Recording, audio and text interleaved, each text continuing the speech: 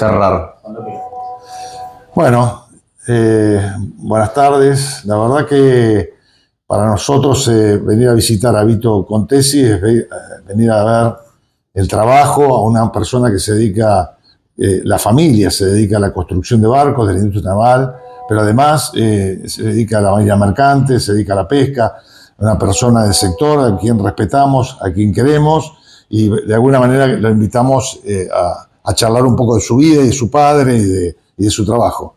Bienvenido, ¿cómo andás? Gracias, Jorge, por la visita. Un placer recibirte en casa.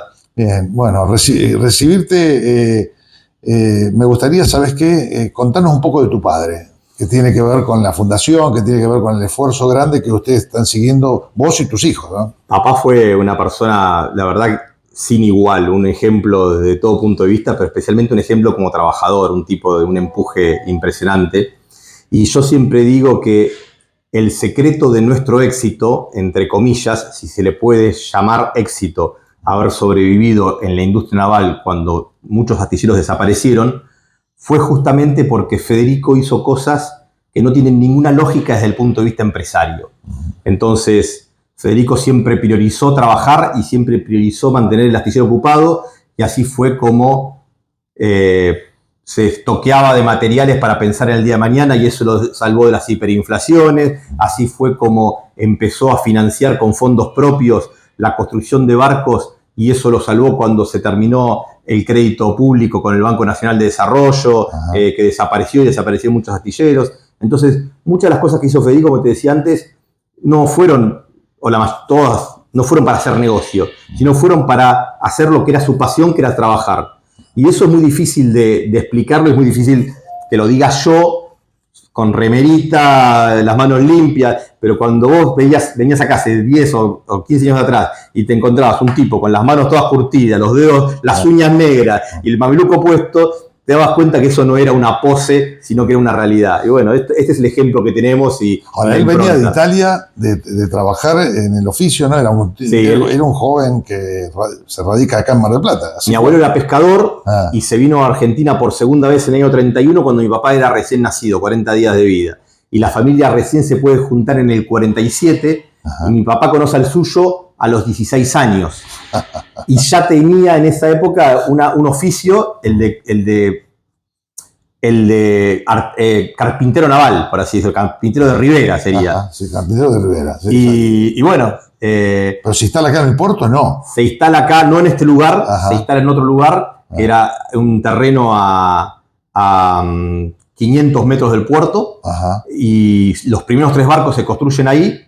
Y en el año 62, cuando ve que ya era muy un trastorno hacer un barco lejos del mar, viene a pedir a las autoridades, en ese momento el Ministerio de Obras Públicas, no existían todavía la AGP ni los consorcios portuarios. Antes del 90. En la década del 60, te estoy hablando. 60, claro. Le pide este terreno y... Por un permiso de uso. Por un permiso de uso que tenía una cláusula especial que decía que al momento de restituirlo tenía que devolver el terreno en el mismo estado que lo había recibido. Y eso tenía una lógica. El Estado vio, o el funcionario vio, un pibe joven de menos de 30 años que venía a pedir una tierra, y dijo, este me va a hacer un rancherío, después me va a costar sacarlo. Entonces agarró y le puso esa cláusula. Esa cláusula la mantuvimos hasta el año 96 nosotros, de esa época, o sea, por 30 años más. Mirá, vos, qué bárbaro. Así que se instala con un permiso de uso y empieza a desarrollar un galpón, empieza a construir barcos en madera, a desarrollar un galpón. Claro, los primeros 19 barcos eran en madera. Hasta ese momento había construido 3 barcos.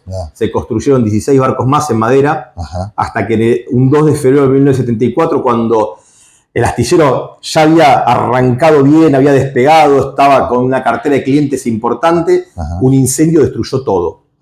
Y no quedó absolutamente nada. Y de las cenizas, la imagen que tengo atrás es un ave fénix, que es una carta que le mandó, y este salón donde estamos es en la sala de directorio, que se llama don Enrique Carranza. Enrique Carranza era el presidente del astillero AFNE, hoy Río Santiago, que le manda una nota a mi viejo y le dice, Federico, estoy seguro que vas a resurgir de las cenizas como el ave fénix. Y papá tomó esas palabras y puso el ave fénix como un emblema y bueno, y así... O sea, de tal palo tal astilla, por eso vos sos un emprendedor también, ¿no? Yo más que un emprendedor soy un apasionado y trato de ponerme todos los días en los zapatos que me quedan enormes de mi viejo y de pensar también un poco con la cabeza de mi viejo en el sentido de decir, estamos en un país donde si vos querés ser industrial y ganar plata, mejor dedicarte a otra cosa. Mejor dedicarte a la timba financiera. Entonces, el industrial tiene que anteponer la pasión por sobre todo. Porque si no, no hay forma de cada día levantar las persianas. Y bueno, esa pasión, la verdad que la compartimos con mis hermanas, la compartimos con mi sobrino, con mis hijos y...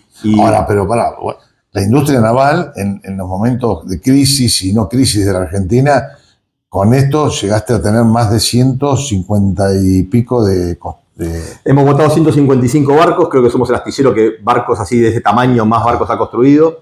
Menos de 50 metros, sí. No, todos menos de 50 metros, y el más grande que hicimos de 40 metros.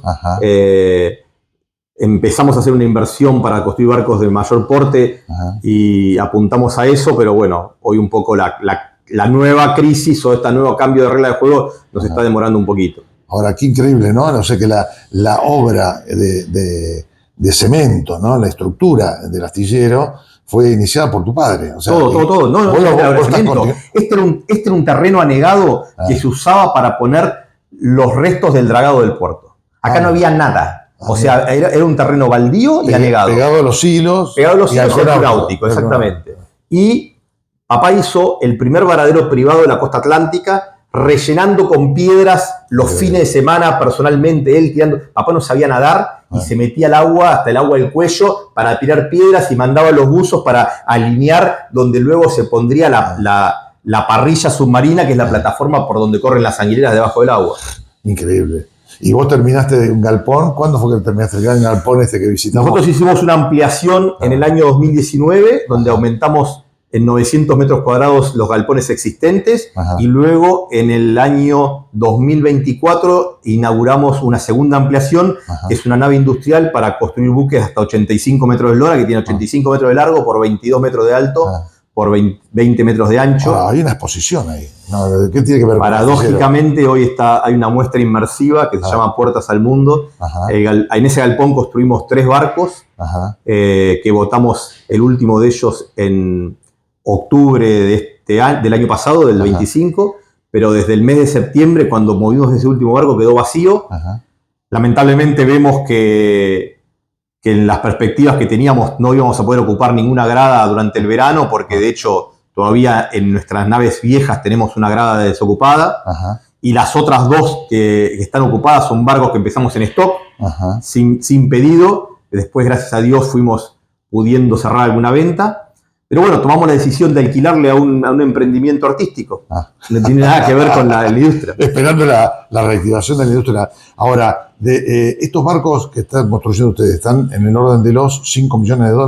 No, un poco menos, porque son barcos más chicos, pero digamos que los más grandes pueden andar en esa plata, los más chicos un poquito menos. Y yo te pregunto porque tiene que ver con la competitividad y con después el personal embarcado dentro de los pesqueros, ¿no? Que tiene que ver también con el costo, tiene que ver con el negocio. Sí, hoy el gran problema que tiene la industria naval es que nuestros clientes dejaron de tener rentabilidad. Entonces, mi problema no es tanto de competitividad, a ver si soy más caro o más barato que un astillero extranjero. Sí, si lo asocias al dólar, al precio del dólar, sí. Pero pero a ver, hoy te digo, mira, hoy tenemos un gran... Hoy lo que en otro momento hubiera sido un drama. El decreto 273 volvió a permitir la importación de barcos usados. Sí. ¿Sabés en cuánto me está afectando la importación? ¿Sabes cuántos barcos usados han entrado desde que se liberó la importación de barcos usados? Ninguno. ¿Sabes por qué? Porque el armador pesquero no está invirtiendo ni $5 millones, ni 200.000. Está claro. Porque no invierte, porque no gana plata. Entonces, hasta que no corrijamos eso, hoy es mi principal obsesión. Parece mentira, pero como industrial o como empresario de la industria naval estoy más pensando en cómo mi cliente puede recuperar rentabilidad que cómo yo puedo hacer un buen producto. Mirá. O sea que con toda esta estructura que tiene que ver con la vocación de la industria naval, del astillero, la gente que trabaja acá, ¿qué número de personas tenés en empleo? Hoy lamentablemente estoy reduciendo la nómina, no es que estoy echando gente, pero la gente que se va no la estoy reponiendo. Ajá. Llegué a tener 105, 106 personas, hoy tengo 88 más o menos, pero vengo de un crecimiento que del 2017, en el 2017 tenía 47 personas. Mira. Y terminé el 2019 con casi 90. O no, un poquito menos en esa época, pero llegué después a un pico de 100 y pico. Eso es personal directo. Ajá. Después, el personal indirecto, cuando trabajo un astillero como este, vos vas a venir acá y vas a encontrar 200 autos. ¿Por qué? Y porque está también el fabricante del guinche, el fabricante del equipo de frío, el fabricante del plastiquero, o sea, todo el navalpartista, multiplicamos el empleo por 4, por 5. Por 5. Qué bárbaro. Che, ¿y cómo vos de la industria naval de golpe participás en el negocio de la pesca? O sea, ¿por qué te dedicaste a la pesca? Eso es una historia que también la creó mi padre. Ajá. Y... O sea, que venía él con la experiencia de... No. Fue totalmente, digamos, no aleatorio, pero totalmente casual. Ajá. Es una linda historia. Ajá. Y el tema era así, nosotros, para no parar la producción, siempre empezamos barcos en stock. Ajá. Y nos empezaron a tomar el tiempo los empresarios pesqueros, especialmente los más grandes, entonces esperaban que el barco esté casi terminado, y en ese momento venía y decía, che, Federico, ¿cuánto sale ese barco? $1.000.000, me lo llevo. Toma, te dejo 50.000 y el resto te lo pago a plazo, con la producción. Y uno estaba medio obligado a aceptar, porque no me podía quedar con el barco de florero, entonces tenía que aceptar eso para poder empezar a construir un barco nuevo. Un día viene un capitán de pesca y le dice, Federico, quiero que me financies un barco como si lo financias a la empresa pesquera. Dice, pero vos no tenés garantía. Entonces papá dice, ¿cuánta plata tenés? Tengo $50.000. Sí, pero no tenés garantía, la empresa pesquera tiene... Entonces dice, hagamos una cosa, conseguite un maquinista que tenga algo de plata. Entonces agarró el ingeniero, ¿usted cuánta plata tiene? Yo tengo $20.000. Señor el contador, ¿usted cuánta plata tiene? Yo tengo 50.000.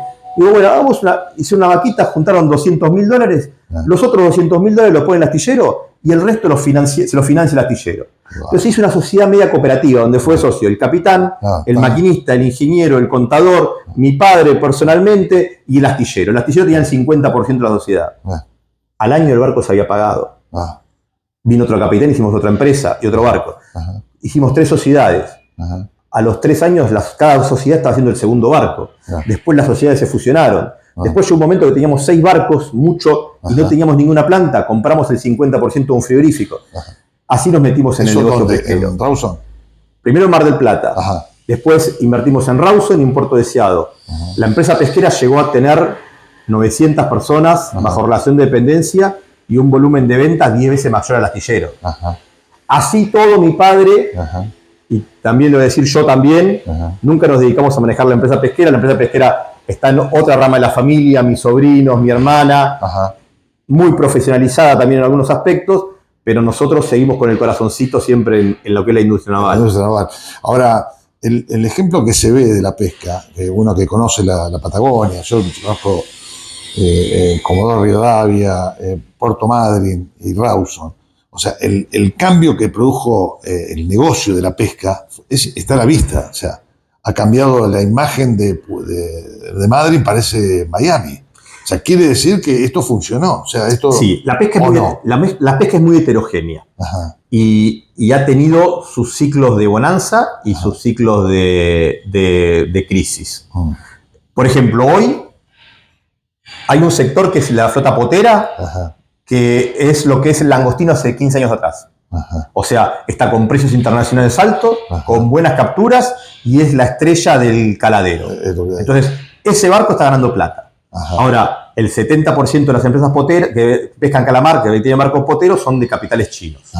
Entonces, hay muy pocas empresas que están. Después tenés Rawson, que ha sido nuestra fuente de trabajo durante los últimos 10 años, que también sigue ganando plata, basado en una productividad muy grande de la pesca del langostino, que el langostino se acerca a las 12 millas de Rawson y los barcos rebotan y durante una temporada que dura aproximadamente de noviembre a marzo o a febrero, los barcos tienen una muy buena producción y todo eso ha generado muchísimo trabajo en tierra, que es lo que representa. Exacto, lo que se ve por ejemplo, en el documental ahora Captura Salvaje, es ajuste de historia de Rawson. Pero esos mismos barcos de Rawson en Mar del Plata pierden plata. Mirá. Y lo que es el grueso de la pesca de Mar del Plata, que está constituida por el barco fresquero y la planta en tierra, está en una crisis, te diría que dramática. O sea, ¿se agota la producción? ¿Puede ser? No es que se agota la producción, no existe rentabilidad por distintos factores. ¿Qué tiene que ver con los costos de los sueldos? Exacto, tiene que ver básicamente con los costos. Si te quisiera simplificar, te diría el problema es el tipo de cambio. Y te diría, con un dólar de 2.000, 2.500 pesos, los problemas de la pesca están todos solucionados. Pero eso sería una simplificación, incluso mágica. No mágica, pero que no va con los tiempos, con la realidad actual. O sea, sabemos que no vamos a tener un dólar de 2.000 pesos hoy. Entonces, tenemos que adaptarnos a lo que hay. Y para adaptarnos a lo que hay, necesitamos un cambio estructural, que fíjate qué paradoja. Parte de ese cambio son las recetas que pregona el gobierno. Desregulaciones, eficiencia, automatizaciones. Ahora, el sector pesquero no está teniendo la posibilidad de acceder a eso. Y para peor, el gobierno, que nunca entendió el sector pesquero, en lugar de favorecer eso, agravó el problema, porque le aumentó impuestos. Somos el único sector exportador al cual el Estado nos aumentó el impuesto, porque desde el prejuicio que pagaba pocas regalías o era un sector extractivo, lo cual no es cierto, es un sector industrial que extrae un recurso natural, pero que lo industrializa, se lo destrató, y ese destrato generó un agravamiento de la crisis. Ahora, lo que pasa es que también es cierto que las corporaciones o las dirigentes de las corporaciones del trabajo conocen más de la obra social de los sindicatos que el trabajo mismo, ¿no? Porque, a ver, si el dólar no se toca, tiene que ver con la competitividad, y la competitividad tiene que ver con una reducción de mano de obra, y no significa echar gente, sino digo, el tipo que está a bordo y que exclusivamente tomaba mate, ahora tiene que tomar mate y tirar cabos. Mirá, o sea, esto me parece que por ahí pasa... Hay que racionalizar todo y es indispensable que los sindicatos se adapten a esto. Si queremos defender la cabina de peaje con los 4 empleados, cuando en todas partes del mundo el peaje es automático, es un monedero, estamos fritos. Claro. Lo cual no significa que hay que bajar a todos los marineros de a bordo, a todos los capitanes, a todos los maquinistas. No es esa la solución. Pero hay que buscar lógicas modernas de acuerdo a cómo va el mundo. Mirá, para no hablar del tema de dotaciones directamente, pero después sí lo vamos a abordar. Pero vamos a un problema que pasó el año pasado. La flota tangonera congeladora llevaba 2 o 3 años perdiendo plata, y llegó un momento que dijo, bueno, es imposible seguir así. Entonces se sentó con el sindicato y dijo, tenemos que renegociar convenios, porque el convenio estaba redactado en base a valores del año 2005, cuando el langostino se vendía a 12 euros el kilo.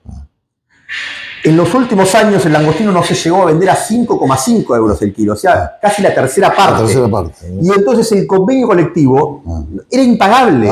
Lo que antes era un salario que era el 35% de las ventas, pasó a ser el 60%. Entonces era impagable. Bien.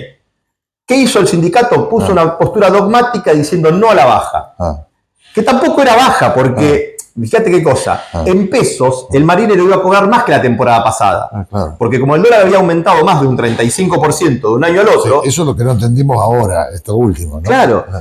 Conclusión, estuvo la flota 5 meses parados, pagando a la gente, cobrando a la gente garantizados de 800.000 pesos, insólito, cuando podría haber estado cobrando todos a la pérdida, salarios de 12, 13 millones de pesos. Increíble. Y recién cuando se llegó a un acuerdo, los barcos salieron a pescar. Increíble. Pero no era porque era un capricho la parte empresaria, era porque era imposible hacerlo de otra forma. Entonces, si el sindicato no empieza a comprender esas realidades, mirá, muchas veces nosotros nos sentamos con el sector gremial y le decimos, hagamos números juntos. Veamos a ver si puedo pagar esto. No, eso no me interesa. Esto es riesgo empresario. No, flaco, no puede no interesarte el número. Dice, veamos los balances de las empresas. No, eso no me interesa, te dice. Hay que cambiar esa lógica.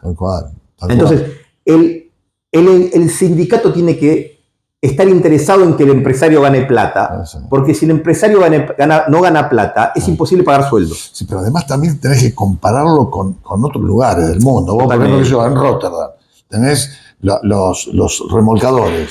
¿Viste? Vos acá, ahí trabajan con 3 tipos de la dotación. Y vos hoy acá tenés 5 más 1, o sea que son 6, es el doble. Bueno, o sea que esto pasa por un entendimiento, y la pesca creo que es peor. En la pesca es peor, porque un barco, por ejemplo, que en Europa opera con 5 tripulantes, en Argentina lleva 16. El mismo barco, misma tecnología. ¿Sabes cuál es el tema? Es que en los años 80, el barco que salía de AFNE, del astillero de Santiago, el Huergo, el Silveira, los últimos barcos que se hicieron de 50.000 toneladas, esos barcos salieron para 100 tripulantes. Si vos ves los cascos, el casillaje, era para tener 100 personas a bordo, 2 médicos, enfermeros, ¿viste? O sea, vos ibas a Europa con 100 tripulantes, o sea, bajaste de 100 a 18, pero te está faltando todavía. Bueno, en la pesca esa transformación todavía no pasó, tiene que darse, es inevitable que se dé, lo cual no significa que van a quedar gente sin trabajo, porque el trabajo se va, a ver, yo siempre se lo trato de explicar al sector gremial, a los embarcados, digo, si nosotros queremos sostener una situación de quebranto, lo que va a pasar es que tarde o temprano una parte grande de la flota va a quedar parada. Y ya está sucediendo. En Mar del Plata todos los días queda un barco fresquero parado. Vos vas al muelle y encontrás 20, 25 barcos que hace más de un año que no salen. Entonces eso se va a ir extendiendo y se va a ir aumentando. Entonces yo creo que es conveniente que se normalice y al tipo que invirtió en tecnología, en automatización, le dejes trabajar con un marinero menos o 2 marineros menos, y no que terminemos con toda la flota en crisis y ahí van. O sea, hoy tenemos 2.000 tripulantes, parece que el sindicato prefiere que dentro de 10 años o dentro de 3 años haya 1.000 tripulantes en vez de que haya 850 y esos 150 que quedaron libres pueden hacer relevos o pueden hacer otra cosa. O sea, lo que estamos tratando justamente es defender el empleo. Y muchas veces el sindicato no se da cuenta de eso. Que defender la rentabilidad es defender el empleo. No, se da una situación en la cual tenés la corporación que no conoce o defiende espacios que no son de la producción, pero por el otro lado también tenés astilleros como el de la provincia de Buenos Aires, que tiene como 3.000, 4.000 personas sin construir barcos. Pero además en esto tenés dirigentes, funcionarios que desconocen el oficio.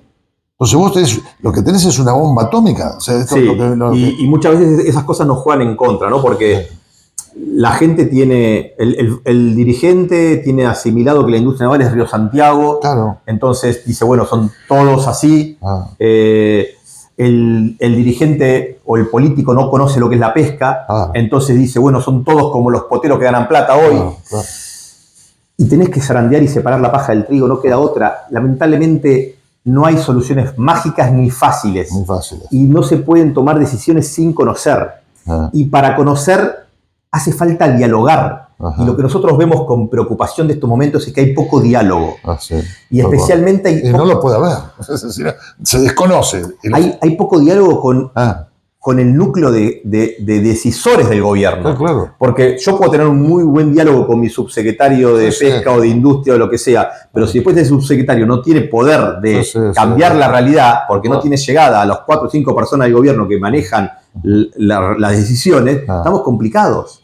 Entonces, yo entiendo que el gobierno está obsesionado por hacer los grandes cambios, pero aún dentro de esos grandes cambios se pueden cometer muchos errores y muchas equivocaciones si no se actúa con pragmatismo y con conocimiento. ¿Sabes qué es lo que veo? Yo lo que tengo miedo a que queden como románticos, ¿no? Porque yo recorro con vos el astillero y te emociona. O sea, te veo emocionado, me emociona a mí como visitante, veo los galpones con tres embarcaciones en construcción, veo el galpón nuevo y decís, pero la puta, esto tendría que tener un barco instalado acá. O sea, de alguna manera es como que estamos tocando una música que no está hoy en discusión, ¿viste? O sea, yo lo que veo, y te digo sinceramente, me pareció muy oportuno el programa este que hicieron en televisión los días sábados a la noche, porque de alguna manera llega a la gente. También es un horario malo el de las 11:30 de la noche, pero creo que eso es lo que está llegando a la gente. Por supuesto que lo peor que les podría pasar es que sean románticos exclusivamente, ¿no? Mira, el origen de ese programa tiene 2 fines principales. Sí.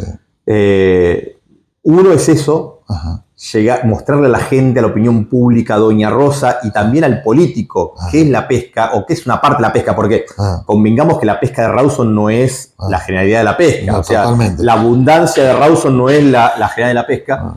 El que tiene el langostino ahí. Exacto. Y el otro motivo es tratar de hacer una campaña de marketing global. Ajá.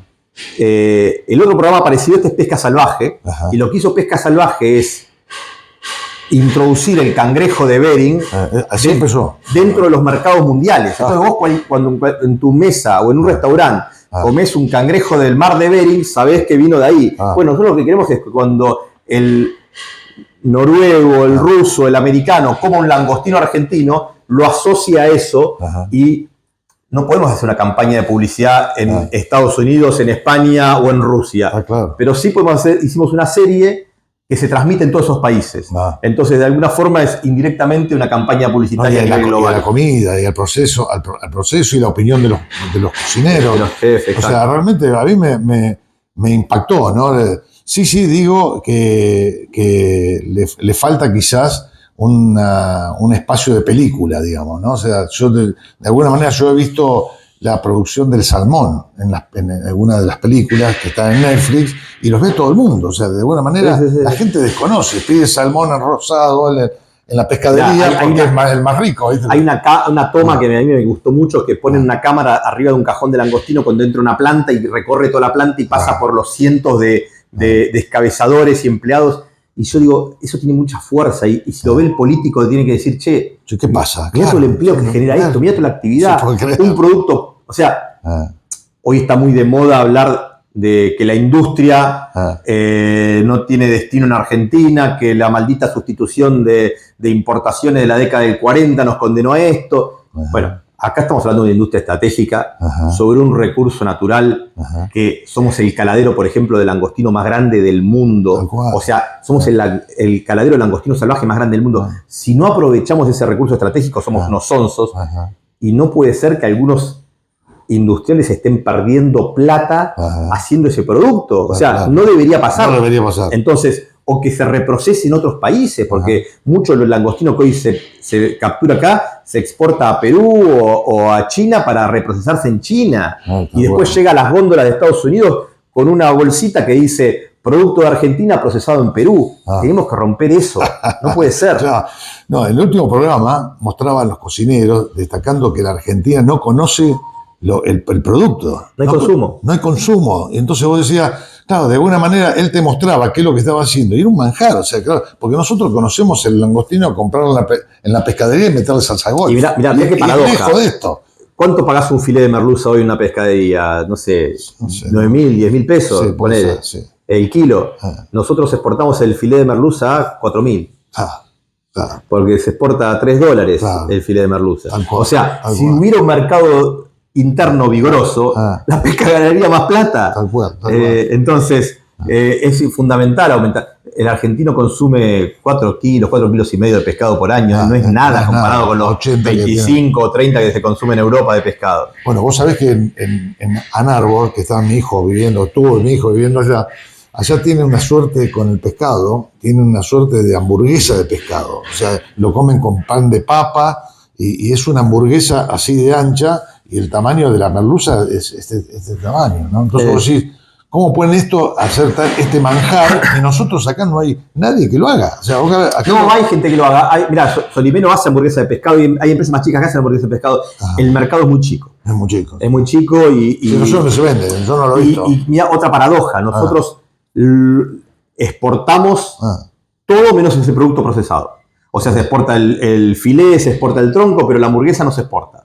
La hamburguesa se destina al mercado interno. O sea, también es otra falencia de la industria. No hemos llegado a poder ser una industria alimenticia a nivel global. Entonces, seguimos siendo proveedores de un recurso natural y lamentablemente en los últimos años con cada vez menor valor agregado. Porque si vos venías hace 10 años atrás, se exportaban productos con un 30% más de valor agregado de lo que se está exportando ahora.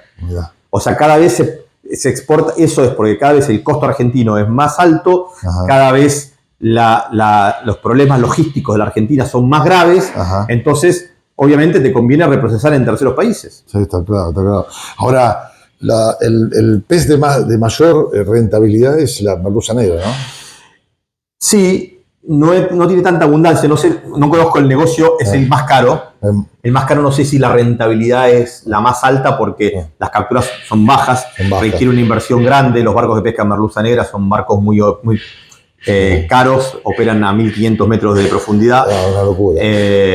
Hoy te diría que la mayor rentabilidad está en el calamar. Eso es Ushuaia, ¿no? Eso los barcos de merluza negra operan en Ushuaia. ¿El calamar dónde? El calamar está distribuido a lo largo del país. Hoy los barcos están operando más al del sur, descargan en Puerto Deseado y en Madrid, pero también hay flota en Mar del Plata.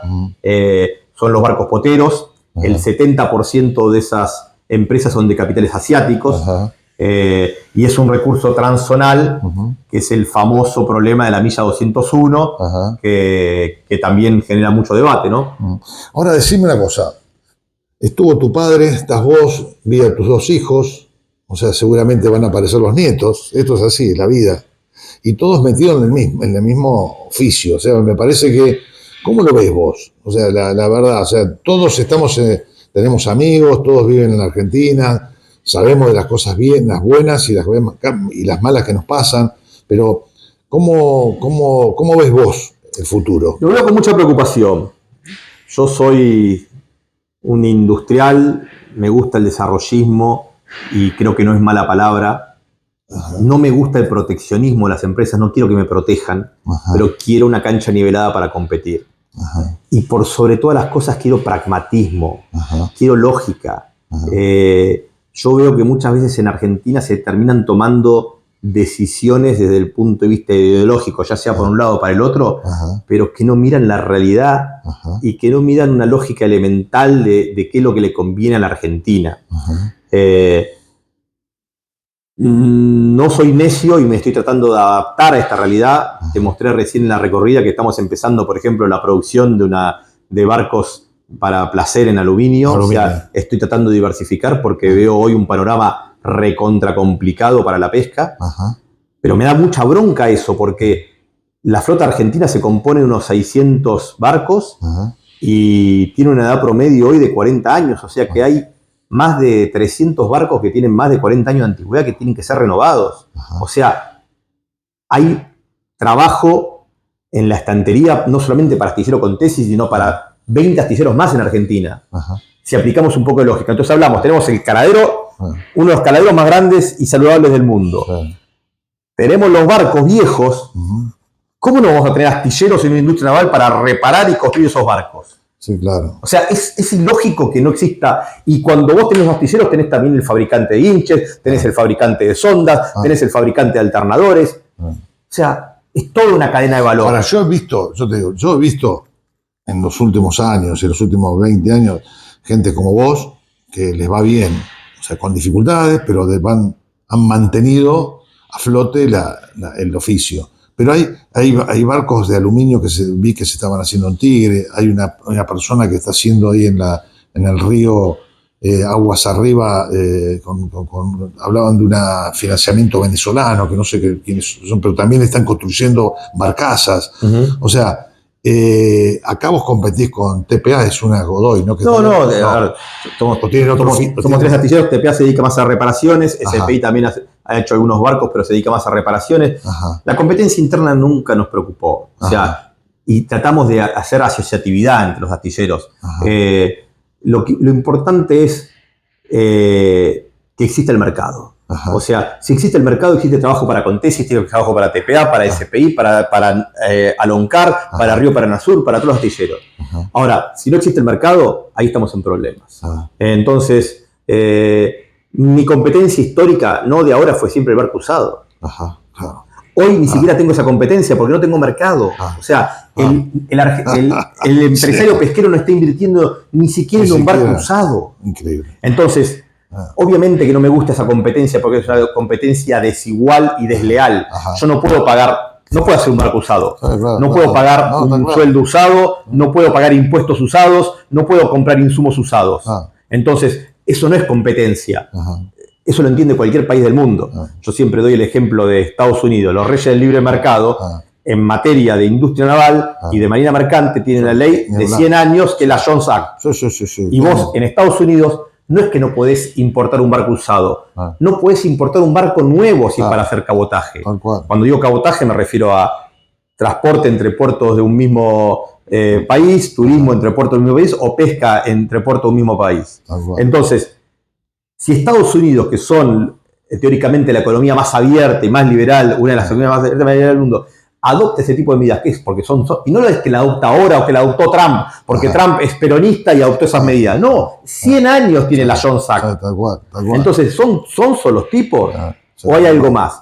Yo creo que el pragmatismo está por encima de las ideologías muchas veces. Mira, hay un ejemplo que quiero decirte como para cerrar, ¿no? Nosotros siempre peleamos porque los brasileños salieran por el Paraná, que se invirtiera por el Paraná en sus puertos, en las vías navegables. Ahora apareció JSB, creo que es un productor de carnes, el exportador más grande del mundo, que compró una mina de carbón en Corumbá y que está mandó construir como 200 barcos, 500, creo que son 300 barcazas más no sé cuántos remolcadores. O sea, nosotros, digamos, en las relaciones internacionales, siempre lo que decís es, bueno, si van a construir 200, 300, bueno, dame 2 para construir, para por lo menos mantener Tandanor. Nosotros tenemos el astillero con capacidad para construir barcazas más moderno de la región, y no sé si uno lo más moderno del mundo, que es Atria. Totalmente... eso está en Punta Alvear. Punta Alvear, de eso te decía. Ese astillero... puede bajar costos en base a maquinaria, en base a automatizaciones, en base a una línea de producción. Ese astillero en un año produjo y exportó 100 barcazas. Increíble. Entonces, pero cuando... Está la capacidad. Obvio que está la capacidad, pero cuando nosotros no cuidamos el mercado interno, o sea, cuando el caso, por ejemplo, de YPF, que sacó la última licitación de barcazas y le termina ganando un astillero paraguayo, cuando no cuidamos ni siquiera nuestra propia carga, tal cual. Entonces te da bronca eso. Sí, también había que ver por qué el astillero termina siendo el paraguayo y acá no funcionaba, ¿viste? Y cuánto se pagaba de flete entre San Lorenzo y Asunción, ¿viste? No podemos quedarnos con la simplificación de compitan cuando no me sacaste todavía la carga laboral, la carga impositiva, la carga logística. No nos podemos quedar con esa simplificación. La transición tiene que ser ordenada y tiene que ser sincronizada. Totalmente. Porque si no va a quedar un tendal de industrias muertas. Y no nos podemos dar ese lujo en la Argentina. Bueno, celebro que sigas en carrera. Nos suena el teléfono para que... Sí, estoy en una entrevista.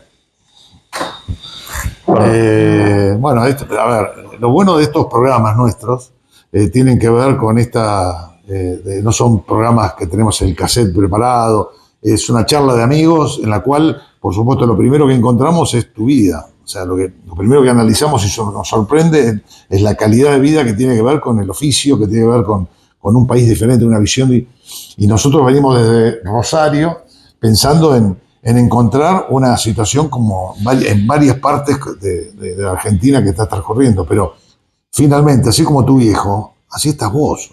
Así veo tus hijos, recién lo veo tus hijos trabajando en los nuevos planos. Así están muchas industrias fuera de este segmento. Pero sin ustedes es imposible, por más que tengamos funcionarios de primera. Mirá, yo me he hecho un ferviente defensor de la industria argentina, pero no por corporativista o por mantener o defender una ideología. Yo soy pro libre mercado, soy pro racionalidad económica, no soy terraplanista económico.